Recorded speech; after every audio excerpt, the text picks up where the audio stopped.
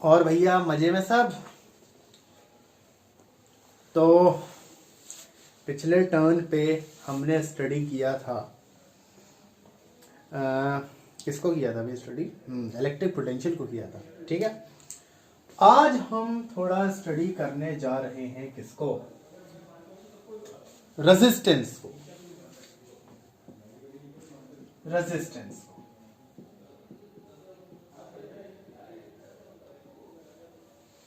तो आज हम स्टडी करेंगे किसको भाई? रेजिस्टेंस को।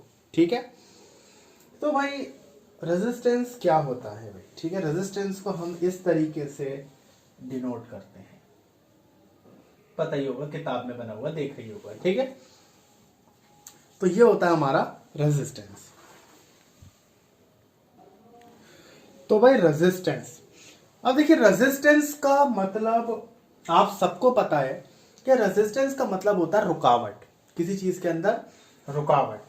अब यहां पर रुकावट भाई किस चीज के अंदर है? यहां पर रुकावट भाई किसके अंदर है? इलेक्ट्रिक करंट के अंदर है, आई के अंदर इलेक्ट्रिक करंट। आ गई बात समझ में? तो रेजिस्टेंस क्या है भाई? अब आपकी क्लियर हो गया होगा कि रेजिस्टेंस जो है वो एक मटेरियल की प्रॉपर्टी है। रेजिस्टेंस क्या है? ये कोई मटेरियल है, ये कोई मटेरियल है। इस मटेरियल की प्रॉपर्टी है कि ये इसमें फ्लो होने वाले करंट को अपोज करता है। आ गई बात समझ में? भाई ये कोई हमारा मटेरियल है, ये मान लो ये कोई कॉपर वायर है, ये कोई कॉपर वायर है। ठीक है, तो अब ये जो मटेरियल है, ये इसकी प्रॉपर्टी है कि ये इसमें फ्लो होने वाले करंट को क्या करेगा? अपोज करेगा। ठीक है भाई, तो अगर ये इसमें करंट आई करंट फ्लो हो रहा है तो ये कंडक्टर चाहेगा कि ये करंट इसमें फ्लो ना हो और ये इसके फ्लो को रोकेगा। आ रही बात समझ में? तो इसी प्रॉपर्टी को बोलते हैं क्या? रेजिस्टेंस। एक बार आप फिर से समझ लो क्या रहे, मतलब रेजिस्टेंस का मतलब क्या होता है? रेजिस्टेंस का मतलब होता है रोकना। अब यहां पे इलेक्ट्रिसिटी में रेजिस्टेंस का मतलब क्या होगा? इलेक्ट्रिसिटी में रेजिस्टेंस का मतलब सिर्फ इतना है कि भाई जो हमारा करंट फ्लो हो रहा है उसके फ्लो को रोकना। आ गई बात समझ में?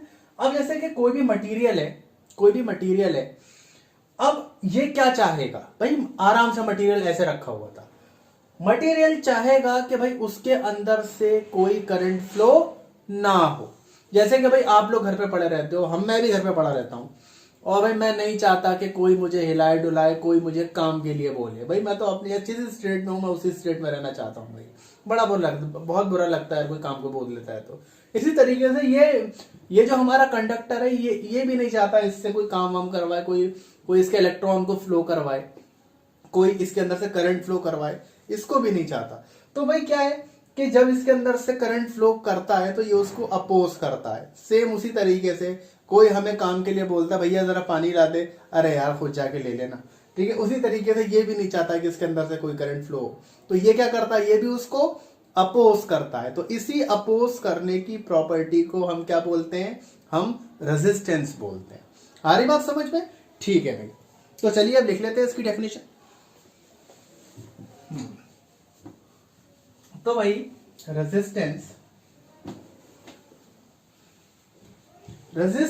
Is a property, resistance is a property of a conductor, resistance is a property of a conductor to oppose the flow of current,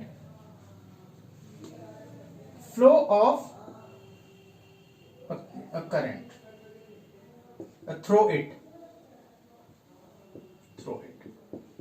ठीक है भाई, तो बात समझ में आ गई कि भाई रेजिस्टेंस क्या है? रेजिस्टेंस एक प्रॉपर्टी होती है किसी भी कंडक्टर की जो कि उसमें से करंट फ्लो नहीं होने देती, जो अपोज करती है करंट के फ्लो को। आ रही बात समझ में? तो आई होप आपको रेजिस्टेंस का मतलब क्लियर होगा। ठीक है भाई, अभी मैंने बताया कि इसको हम डिनोट करते हैं ऐसे, 3-4 टेढ़ी मेरी लाइनें बना करके आर से डिनोट करते हैं। और इसकी यूनिट क्या होती है? इसकी यूनिट होती है ओम। ओम। और इसको हम डिनोट करते हैं ओमेगा के सिंबल से, सॉरी,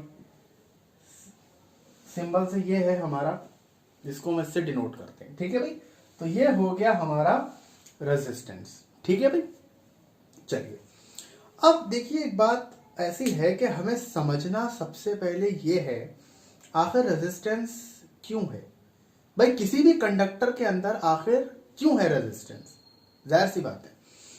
तो भाई जाहिर सी बात है, क्यों है रेजिस्टेंस? क्यों नहीं चाह रहा होगा अपने अंदर से करंट को फ्लो कराना? क्यों है उसके अंदर रेजिस्टेंस? देखिए बात ऐसी है कि आइए जानते हैं इसमें कि क्यों चाहता है भाई, क्यों इसमें रेजिस्टेंस है किसी भी कंडक्टर के अंदर। ठीक है भाई, मान लीजिए ये हमारा कोई कंडक्टर है। ठीक है, ये हमारा कोई कंडक्टर है। अब देखिए ऐसा है कि इसमें इलेक्ट्रॉन्स होंगे, इसमें इलेक्ट्रॉन्स होंगे।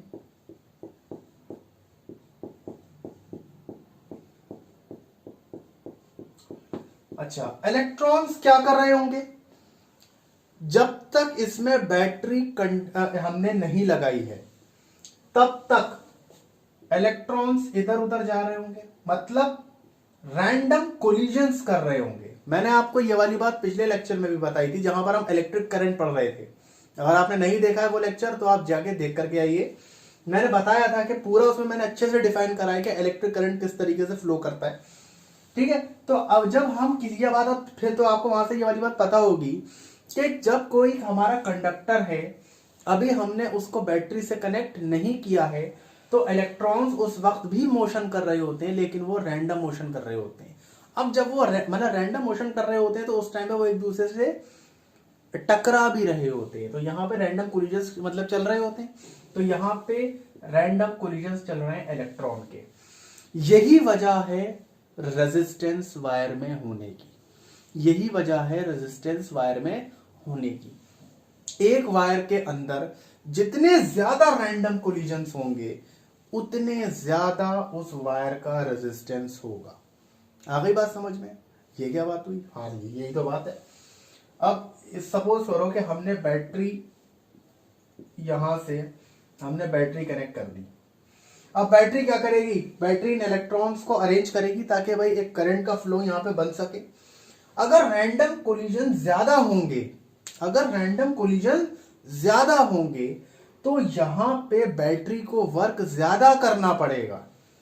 आ रही बात समझ? सपोज करो क्लास में, एक क्लास बहुत ही मतलब बहुत ही उसके अंदर बदतमीज बच्चे हैं, वो मार रहे हैं, तोड़ रहे, झगड़ा कर रहे हैं। टीचर क्लास में घुसेगा तो उसको काम ज्यादा करना पड़ेगा ना भाई, उसको पढ़ाना तो पड़ेगा, पहले उसको बच्चों को भी शांत कराना पड़ेगा।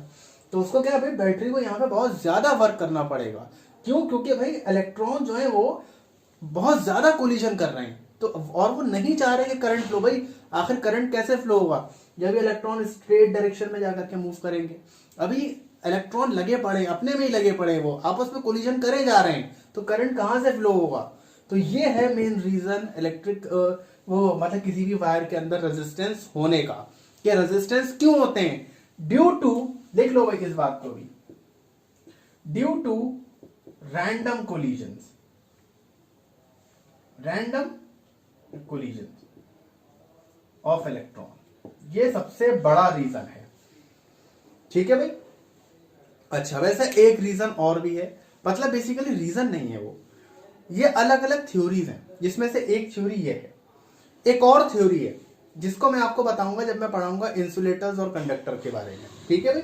तो वहां पर एक और थ्योरी है। ठीक है, लेकिन फिलहाल अभी क्या है कि भाई रैंडम कोलिजन्स के होने की वजह से, रैंडम कोलिजन्स के होने की वजह से किसी भी वायर का रेजिस्टेंस होता है। आ गई बात समझ में? ठीक है भाई, आगे तो सबसे ज्यादा रेजिस्टेंस आप किसका होता है? सबसे ज्यादा रेजिस्टेंस किसका होता है भाई? ठीक है, इंसुलेटर्स का होता है।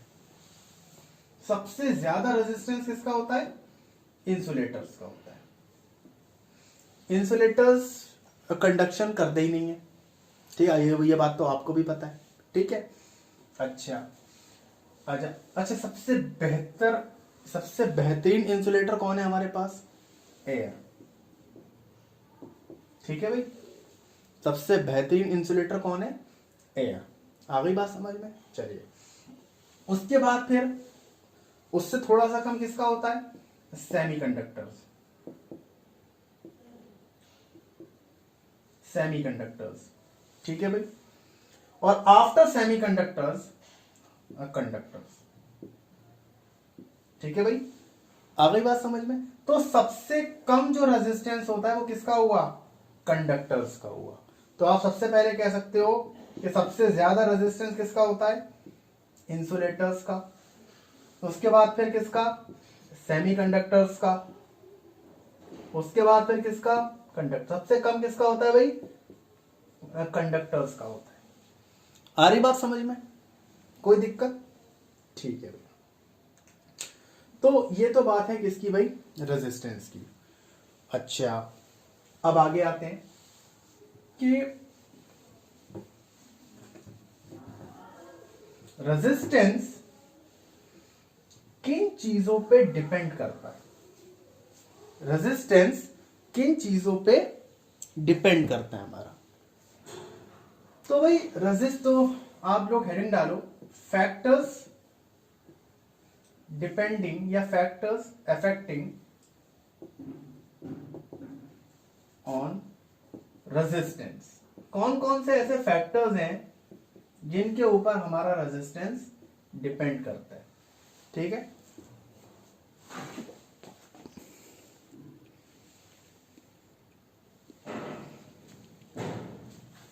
तो चलिए भाई स्टार्ट करते हैं इसको। तो जो पहला फैक्टर है भाई हमारा, जिस पे हमारा रेजिस्टेंस डिपेंड करता है, वो है सबसे पहली बात dimensions of conductor. Dimensions of conductor. Dimensions मतलब कितना लंबा है, कितना मोटा है, कितना पतला है, इसको बोलते हैं डायमेंशंस। और दूसरा जो डिपेंड करता है वो किस पे करता है? वो डिपेंड करता है टेम्परेचर पे। वो डिपेंड करता है किस पे? टेम्परेचर पे, ठीक है। इसको नोट डाउन करो आप लोग।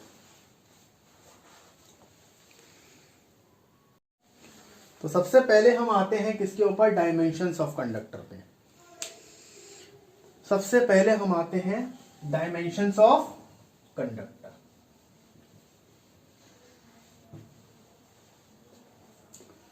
डायमेंशंस ऑफ कंडक्टर, जाहिर सी बात है कि देखिए ऐसा है कि ये हमारा कोई कंडक्टर है, ये हमारा कोई कंडक्टर है, और अभी हम इसकी लेंथ को बढ़ा दें।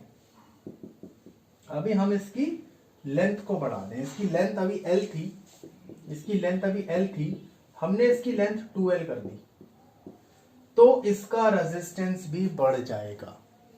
तो रेजिस्टेंस जो होता है वो डायरेक्टली प्रोपोर्शनल हो गया किसके? लेंथ के, ठीक है। तो भाई हमारा रेजिस्टेंस जो है वो डायरेक्टली प्रोपोर्शनल हो गया किसके? लेंथ के। अच्छा, अगर कोई वायर है और उसका हमने area of cross section double कर दिया। एरिया ऑफ क्रॉस सेक्शन का मतलब आपको पता है क्या होता है?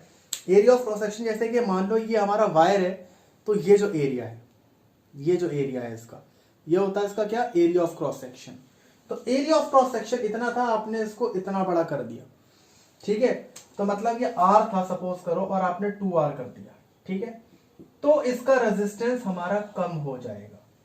तो इनवर्सली प्रोपोर्शनल होता है एरिया के। जी हां, अगर आपने एरिया ऑफ क्रॉस सेक्शन ज्यादा कर दिया वायर का, सेम लेंथ की वायर का, तो उसका रेजिस्टेंस कम हो जाएगा। इस बात को याद कैसे रखना है? देखो, आपने देखा होगा कि जब आप बाहर ट्रेवल करते हो तो बड़ी बड़ी ट्रांसमिशन लाइंस होती हैं, उसमें बड़े मोटे मोटे तार होते हैं, ठीक है। आप लोगों ने नोटिस किया होगा उसके अंदर बड़े मोटे मोटे तार होते हैं, आपको देख के ही अंदाजा हो जाता है कि भाई बहुत ही हैवी लाइन है, बहुत ही हाई वोल्टेज फ्लो कर रहा है इसके अंदर। पता है वो मोटे मोटे तार क्यों क्यों उसमें रखे जाते हैं? ताकि उसका रेजिस्टेंस डिक्रीज हो जाए। मान लो अब देखो, आपको पता है जो पावर मतलब जनरेट हो रही है वो कितने किलोमीटर दूर हो रही है, बहुत दूर हो रही है। वहां से यहां तक पावर को लाने में अगर वायर का रेजिस्टेंस बहुत कितना, इतनी लंबी लेंथ हो जाएगी तो वायर का रेजिस्टेंस सोचो भाई, आप यहां से देखो ना, लेंथ के तो डायरेक्टली प्रोपोर्शनल हो रहा है ना वो। इतनी लंबी लेंथ हो जाएगी तो कितना लंबा तो कितना ज्यादा रेजिस्टेंस हो जाएगा।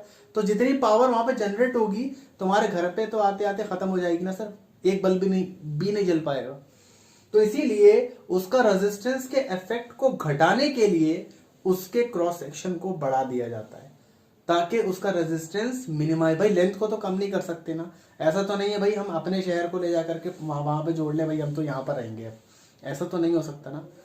तो लेंथ तो नहीं घट सकती है, तो क्या हम एरिया ऑफ क्रॉस सेक्शन को बढ़ा देते हैं ताकि रेजिस्टेंस हमारा कम हो जाए। ठीक है, चलिए फिर अब आते हैं इसको डायग्राम को मैं मिटा देता हूं।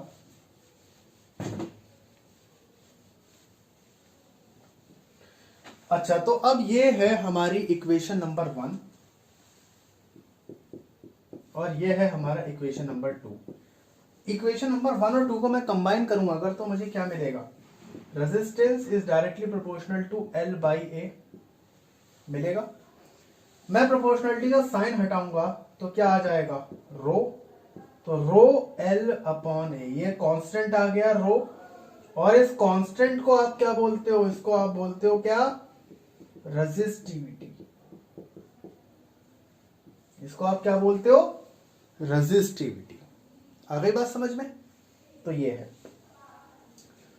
तो अभी मैं आपको इसका मतलब समझाऊंगा कि रेजिस्टिविटी का क्या मतलब होता है। ठीक है, तो फिलहाल आपकी ये बात समझ में आई कि डायमेंशंस पे किस तरह ये डिपेंड कर रहा है। ठीक है, अभी इस फॉर्मूले को जरा आप लोग नोट कर लो, इसको मैं अच्छे से एक्सप्लेन करूंगा कि रेजिस्टिविटी का मतलब क्या होता है। ठीक है, चलिए फिर आगे।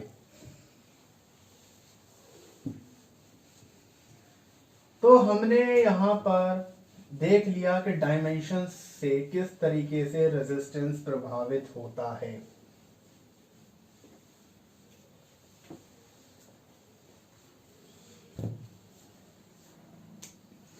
ठीक है, अब देखो भाई effect of temperature. Effect of temperature, effect of temperature. अगर आप टेम्परेचर बढ़ाओगे तो कंडक्टर का रेजिस्टेंस क्या हो जाएगा? अगर आप बढ़ाओगे, कंडक्टर का टेम्परेचर बढ़ा दिया आपने, तो रेजिस्टेंस क्या होगा? कंडक्टर का बढ़ जाएगा। तो इसका कंडक्टर का रेजिस्टेंस बढ़ जाएगा। कैसे? सबूत चाहिए हमें, तो सबूत मिलेगा आपको। देखो, ये हमारा कंडक्टर है, ये हमारा कंडक्टर है, इसमें इलेक्ट्रॉन्स हैं। ठीक है भाई, अब एक बात बताओ कि अभी मैंने आपको बताया था कि भाई रेजिस्टेंस होने की वजह क्या है कंडक्टर के अंदर। रेजिस्टेंस होने की वजह क्या थी? जो इसके बीच में रैंडम कोलिजन्स हो रहे थे इलेक्ट्रॉन के बीच में, जो इलेक्ट्रॉन के बीच में जो रैंडम कोलिजन्स हो रहे थे वो मेन वजह थी। ठीक है, किसी भी वायर का रेजिस्टेंस होने की। अब क्या है, आपने टेम्परेचर अलग से बढ़ा दिया, आपने इस क्या किया? आपने टेम्परेचर अलग से बढ़ा दिया इसका। भाई क्या होगा? अब आपने टेम्परेचर बढ़ा दिया जिसकी वजह से इन इलेक्ट्रॉन्स की थर्मल एनर्जी बढ़ गई। जाहिर सी बात है, क्योंकि इन्होंने हीट गेन कर ली तो इन इलेक्ट्रॉन्स की थर्मल एनर्जी इंक्रीज कर गई। अब ये जिस स्पीड से कोलाइड कर रहे थे उसकी दुगनी स्पीड से आपस में कोलिजन स्टार्ट कर देंगे, क्योंकि भाई उनकी थर्मल एनर्जी बढ़ गई। आप ऐसा समझ लो कि दो लोग लड़ रहे थे, आपने उनको खाना और खिला दिया, और एनर्जी आ गई, वो और फुर्सत से लड़ रहे हैं, वो और मतलब और ताकत से लड़ रहे हैं। वो चीज तो यहां हो रही है, इलेक्ट्रॉन्स आपस में कोलाइड कर रहे थे, लेकिन आपने टेम्परेचर बढ़ा दिया। टेम्परेचर बढ़ाने से क्या हुआ, इन इलेक्ट्रॉन्स को एनर्जी मिल गई, इन इलेक्ट्रॉन्स को थर्मल एनर्जी मिल गई, जिसकी वजह से क्या होगा, अब ये और तेजी के साथ मतलब कोलिजन स्टार्ट कर देंगे, जिसकी वजह से इनका रेजिस्टेंस और ज्यादा बढ़ जाएगा, जिसकी वजह से इनका रेजिस्टेंस और ज्यादा बढ़ जाएगा। आ रही बात समझ में? तो इसीलिए टेम्परेचर बढ़ाने से कंडक्टर का रेजिस्टेंस बढ़ता है। ये वाली बात याद कर लेना, ठीक है। ऑन इंक्रीजिंग टेम्परेचर, ये सब मैं अब रब कर दे रहा हूं, ऑन इंक्रीजिंग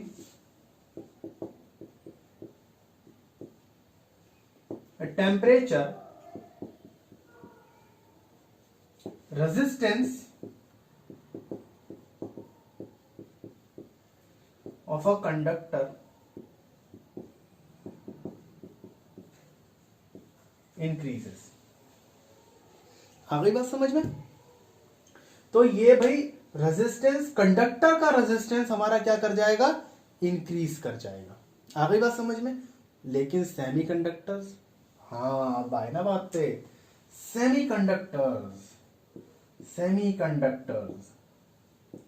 सेमीकंडक्टर्स के साथ ऐसा नहीं होगा, सेमीकंडक्टर्स के साथ ऐसा नहीं होगा, ठीक है। तो फिर कैसा होगा, फिर सेमीकंडक्टर्स के साथ उल्टा होगा, सेमीकंडक्टर्स के साथ उल्टा होगा।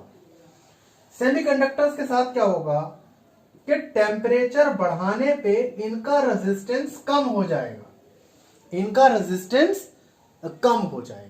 क्यों? देखिए वैसे तो इसका आंसर जो है थोड़ा सा मतलब बड़ा है, बड़ा इन द सेंस नहीं है, कॉम्प्लिकेटेड है। आपके मतलब 10th लेवल के लिए थोड़ा सा वो हो सकता है कुछ लोगों को समझ में ना आए, तो मैं इसको थोड़ा सिंप्लीफाइड वे में मैं आपको बताने की कोशिश करता हूँ कि ऐसा क्यों हो जाएगा। तो अरे भाई तुम तो समझते रहो। हाँ आगे हाँ, तो देखिए भाई ऐसा क्या हो जाएगा, हमारे बोर्ड ने जगह बदल ली, ठीक है। हाँ भाई, तो ऐसा क्यों हो जाएगा, ऐसा इसलिए हो जाएगा, तो ये सेमीकंडक्टर्स हैं, सेमीकंडक्टर्स हैं, इनके पास बेचारे के पास मतलब कंडक्शन करने के लिए मतलब गिने चुने तो इलेक्ट्रॉन्स होते हैं। भाई कंडक्टर्स के साथ इनका कंपैरिजन मत करना, कंडक्टर्स के पास तो मेजॉरिटी ऑफ इलेक्ट्रॉन्स होती है, बहुत इलेक्ट्रॉन्स होते हैं उसके पास, इनके पास कुल मिला के गिने चुने तो इलेक्ट्रॉन्स ही हैं। अब क्या होगा कि अगर अब ये जा रहे थे भाई, इधर से उधर मूव कर रहे थे ये इलेक्ट्रॉन्स, तो थोड़ा बहुत करंट यहाँ पे कैरी हो रहा था, लेकिन अभी तुमने क्या करा कि अभी तुमने टेम्परेचर बढ़ा दिया, अभी तुमने टेम्परेचर बढ़ा दिया है, अभी तुमने टेम्परेचर बढ़ा दिया, तो जिसकी वजह से इन जो हमारे गिने चुने इलेक्ट्रॉन्स हैं इनकी उल्टा हेल्प होने लगेगी।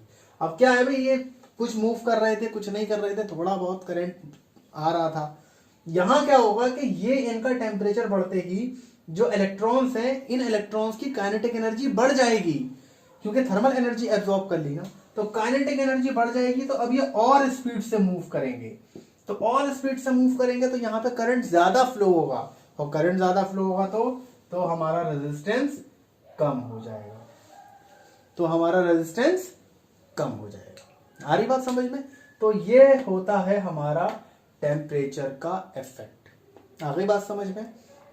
तो यही होता है, गर्मियों में क्या होता है, वायर का रेजिस्टेंस बहुत बढ़ जाता है, ठीक है। इसीलिए आपने सुना होगा कुछ तार मेल्ट होकर टूट भी जाते हैं, क्योंकि भाई एक तो इतना हैवी करंट लेके जा रहे हैं वो, फिर ऊपर से क्या इतना ज़्यादा रेजिस्टेंस हो गया उसका, तो हीटिंग बहुत ज़्यादा होने लगती है, इसकी वजह से वायर क्या कर जाता है, मेल्ट कर जाता है। आपने हीटर में देखा होगा कि हीटर अच्छा वो वाला नहीं, ब्लोअर वाला नहीं, जिसमें कॉइल लगी होती है, जो कि जिसमें से मतलब लाल कलर की रोशनी निकलती है एकदम, मैं उसकी बात कर रहा हूँ। आपने देखा होगा कि अचानक वो चलते चलते उसका वायर ब्रेक हो जाता है और वो चलना बंद कर देता है। क्यों भाई? रेजिस्टेंस उसका टेम्परेचर के साथ बढ़ रहा है, जिसकी वजह से फिर इतना हैवी करंट फ्लो करवा रहे हो, तो रेजिस्टेंस बहुत है भाई, वो इतना सर्वाइव नहीं कर पा रहा, तो वो ब्रेक हो जाता है, ठीक है भाई। तो ये था हमारा रेजिस्टेंस।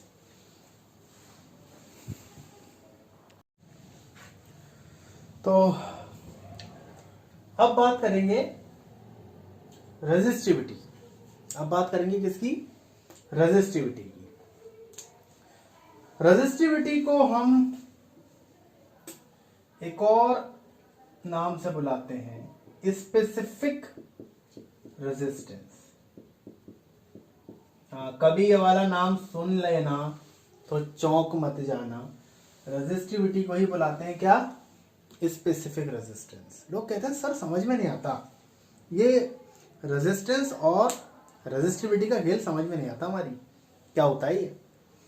देखो भाई, हाँ समझ में तो नहीं आता भाई, बस बच्चे इतना पहचानते हैं कि हम ये वाला फॉर्मूला लिखते हैं तो उसके अंदर रो जो होता है वो हमारा रेजिस्टिविटी होता है, बस वो इतना ही पहचानते हैं, इसके अलावा नहीं जानते।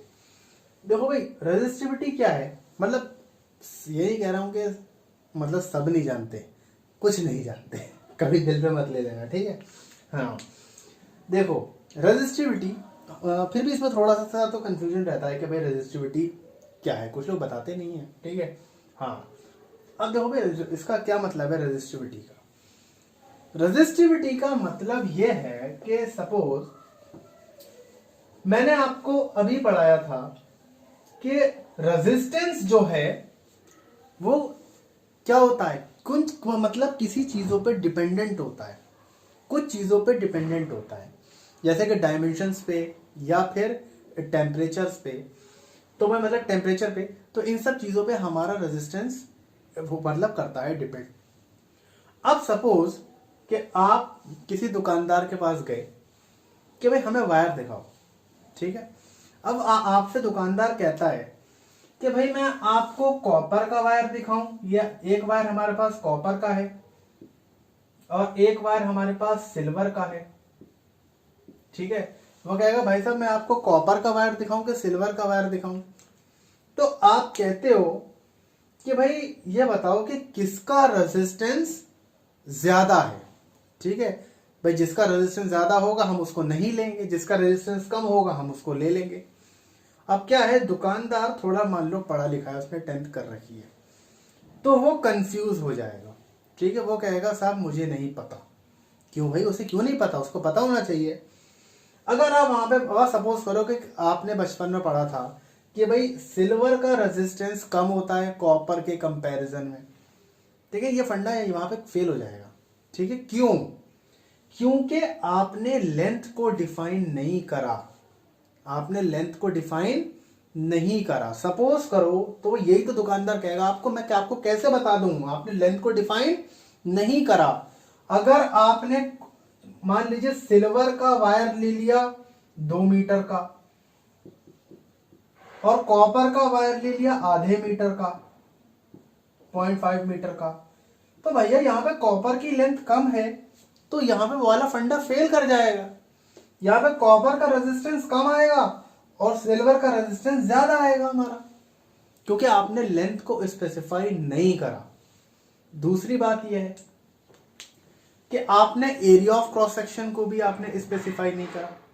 भाई हमने बचपन में पढ़ा था कि भाई सिल्वर का रेजिस्टेंस कम होता है कॉपर के कंपैरिजन में, लेकिन अभी आपने क्या करा कि आपने कॉपर का वायर तो ले लिया 2 सेंटीमीटर स्क्वायर क्रॉस सेक्शन का, ये हमारा कॉपर का वायर है, और सिल्वर का वायर आपने ले लिया 0.5 सेंटीमीटर स्क्वायर का, ठीक है भाई? इसका डायमीटर ज्यादा, इसका डायमीटर कम, तो यहां पर भी फंडा फेल हो जाएगा। यहां पे कॉपर का रेजिस्टेंस कम आएगा और भाई सिल्वर का रेजिस्टेंस ज्यादा आने लगेगा, क्योंकि आपने भाई चेंज कर दिया ना उसको अब। तो यहां पर तभी तो दुकानदार डिसाइड नहीं कर पा रहा, भैया आपने ना डायमेंशन बताई और ना आपने कुछ बताया, तो मैं कैसे बता दूं कि किसका रेजिस्टेंस ज्यादा है और किसका रेजिस्टेंस कम है, ठीक है? तो यहां पर आप टर्म गलत यूज कर रहे हो एक्चुअली में। यहां पर आपको डायमेंशंस को फिक्स करना पड़ेगा, यहां पे आपको डायमेंशंस को फिक्स करना पड़ेगा। अभी आप दुकानदार से बोलो, फिलहाल दुकानदार को बीच साइड आते हैं, ठीक है? फिलहाल हम बात करते हैं भाई किसकी रेजिस्टिविटी की। तो भाई अगर हम टर्म वहां पर यूज करते हैं शॉपकीपर के सामने कि भाई रेजिस्टेंस, तो ये सारी दिक्कतें आपके सामने आने लगेंगी, क्योंकि भाई रेजिस्टेंस तो वेरी करता है ना। दुकानदार आपको कैसे बता दे एक चीज, क्योंकि वो तो वेरी करती है ना। अगर आप लेंथ वेंथ में झोल कर दोगे तो रेजिस्टेंस वेरी कर जाएगा ना यहाँ पर। इसीलिए हम वहां पर रेजिस्टेंस टर्म यूज नहीं करते, हम टर्म कौन सा यूज करते हैं, हम टर्म यूज करते हैं रेजिस्टिविटी का। तो अब और रेजिस्टिविटी क्या क्या होती है समझते हैं।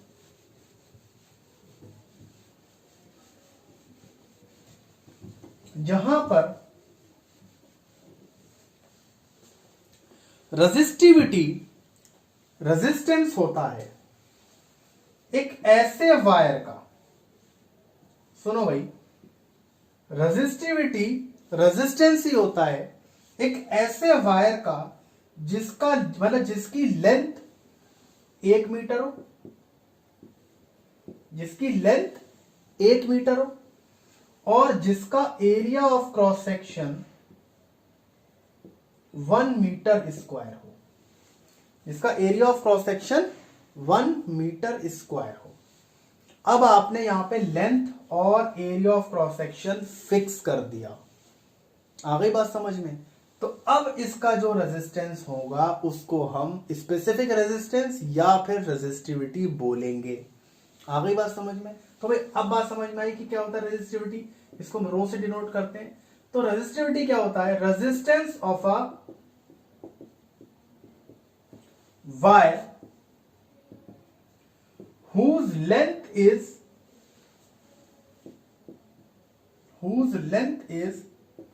1 meter and area of cross section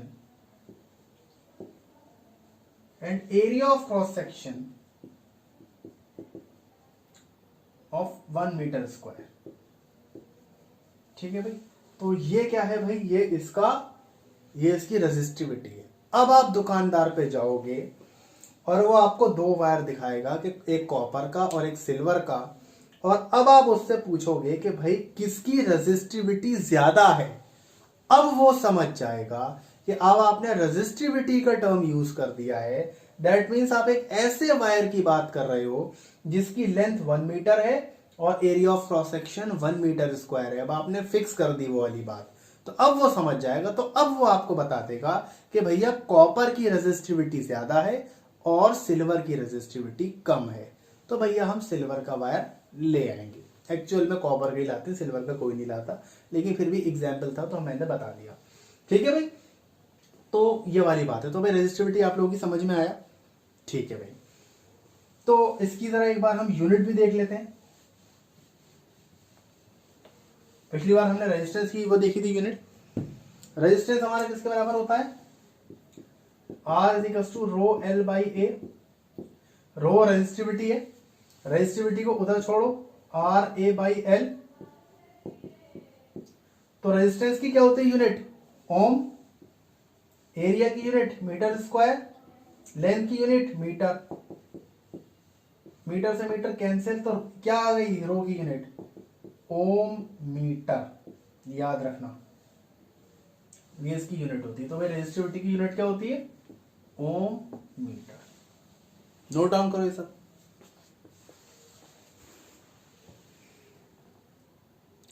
ठीक है भाई, चलिए अब आते हैं कुछ क्वेश्चंस पे।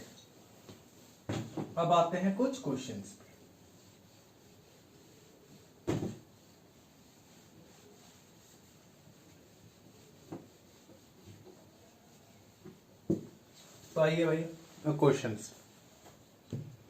पहला क्वेश्चन है भाई हमारा,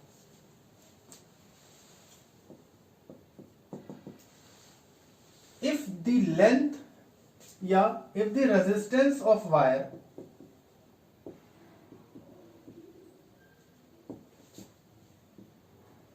of length L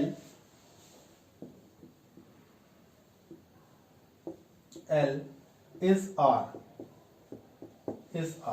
ठीक है भाई। if its length gets doubled in such a way its volume remains constant,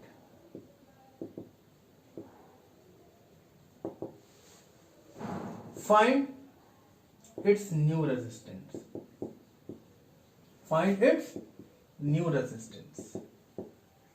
भाई सवाल समझ में आया आप लोगों की? एक वायर था L लेंथ का जिसका रेजिस्टेंस R था, आपने उसके लेंथ को लंबा कर दिया खींच के, और इस तरीके से किया कि उसका वॉल्यूम कांस्टेंट रहे। तो भाई ऐसा कैसे हो सकता है?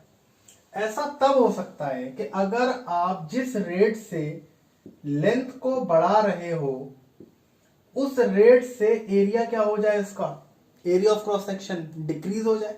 और ऐसा होता भी है। आप प्लास से किसी वायर को खींच के देखना तो आप देखना उसका एरिया कम हो जाएगा, लेंथ बढ़ जाएगी लेकिन एरिया कम हो जाएगा, क्योंकि वॉल्यूम क्या रहना है, कांस्टेंट रहना है। तो यहां से भाई अगर आप इसकी लेंथ को बढ़ाओगे तो इसका वॉल्यूम, तो इसका एरिया क्या हो जाएगा, इसका एरिया कम हो जाएगा। आ गई बात समझ में? हाँ। अब देखो सवाल को करना कैसे। रेजिस्टेंस और लेंथ में क्या होता है, हम जानते हैं भाई ये फॉर्मूला होता है।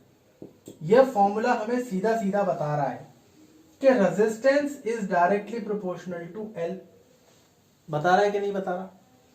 तो भाई पहले का रेजिस्टेंस, पहले माना रेजिस्टेंस R1 था, लेंथ L1 पे, आपने लेंथ को बढ़ा दिया तो अब रेजिस्टेंस कितना हो गया, R2 लेंथ L2 पे।